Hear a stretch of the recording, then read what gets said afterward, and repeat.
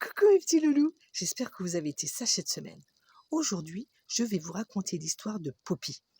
Avant, je voudrais passer un petit coucou à Ilana et à Ethan, deux petits loulous que j'ai rencontrés pendant mes vacances dans le Cantal, chez leurs grands-parents Babette et Yves. Alors à tous les quatre, je vous fais de gros bisous. Vous êtes prêts les enfants? Allez, nous allons découvrir Poppy. Poppy était une petite araignée espiègle et très maligne. Elle avait tissé sa toile dans un vieux grenier abandonné et y vivait très heureuse. Au bout de ses pattes, on pouvait y voir de petites chaussures qu'elle ne quittait jamais, car Poppy détestait par-dessus tout avoir les pattes sales.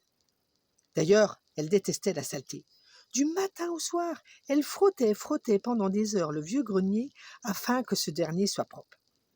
Puis, elle s'accordait une pause avec son amie Rosie, la petite souris, qui habitait avec elle dans le vieux grenier. Toutes les deux prenaient le thé, tout en se racontant les potins du coin. C'est ainsi qu'un beau matin, Rosie apprit à Poppy qu'un éléphanteau venait de faire ami avec une petite araignée qui s'appelait Mirabelle. Ce qui rendit immédiatement Poppy furieuse. « Mais elle est complètement folle, celle-là !» s'écria-t-elle. « Et pourquoi dis-tu ça ?» lui demanda Rosie. « Parce qu'une araignée ne peut pas être amie avec un éléphanteau, voyons. Nous sommes bien trop différents. » « Et alors ?» lui répondit Poppy. « On peut être différents et amis quand même. Regarde-nous. Toi, tu es une araignée et moi, je suis une souris. » « Mais ce n'est pas pareil, enfin. Nous sommes toutes les deux petites et nous habitons ensemble dans un grenier.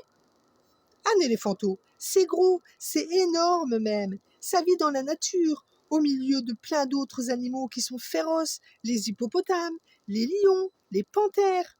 Comment veux-tu qu'une petite araignée trouve sa place parmi eux ? » « Pourtant, elle y est bien arrivée, » répliqua la souris, « puisque je te dis que Mirabelle est devenue l'amie de petit éléphanteau. »« Non, non, non, non, non, non, non, ce n'est pas possible. Elle est tombée sur la tête. Il faut que j'aille immédiatement la raisonner. Nous, les araignées, ne pouvons pas être amis avec des éléphanteaux, un point c'est tout. » Et c'est ainsi que Poppy prit la route pour rendre visite à Mirabelle. Oh, elle n'eut pas trop de mal à trouver son chemin. Rosie lui avait bien expliqué en détail l'endroit où elle se trouvait. « Les enfants, est-ce que vous vous rappelez où habite Mirabelle ? Vous ne voyez pas ? Vraiment pas ? Eh bien, elle habite bien au chaud, dans l'oreille de petit éléphanteau. Il fallait juste que Poppy trouve ce dernier, et il ne pouvait se trouver que dans un endroit, dans la savane. C'est pourquoi elle s'y rendit sans perdre de temps. Après avoir marché pendant des jours et des jours, et failli se faire écraser 1000 fois par tous les animaux qu'elle croisa sur sa route, elle arriva enfin au village des éléphants. Elle fit bien attention de se mettre en hauteur sur la branche d'un arbre pour leur parler. Elle ne voulait surtout pas se faire écraser par eux. Quand ces derniers la virent, ils furent d'abord tout surpris de la voir. Et elle leur expliqua qu'elle cherchait petit éléphanteau. Ils lui indiquèrent alors sa maison. Dès qu'elle franchit le pas de sa porte, ce dernier la fixa longuement, tout heureux de la voir. Et Poppy put alors immédiatement voir dans son regard toute la bonté et l'amour qu'il avait pour les araignées. Alors elle comprit en un instant pourquoi Mirabelle était devenue son amie.